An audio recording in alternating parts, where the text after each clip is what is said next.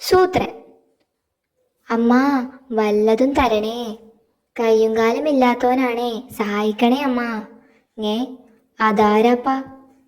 സംഗതി കറക്റ്റാ, ഇവന് കയ്യും കാലുമില്ല. അമ്മ, 2 ദിവസമായിട്ട് പട്ടിണിയാണേ. ഒരെലിയെ പിടിച്ചു തരണേ. ഒരെലിയെ പിടിച്ചു തരണേ, പുണ്യം കിട്ടും. ആർക്ക്? എലിക്കോ? അമ്മ, കയ്യും കാലും ഇല്ലാത്ത ഈ പാവത്തിനെ കൈവിടല്ലേ അമ്മ.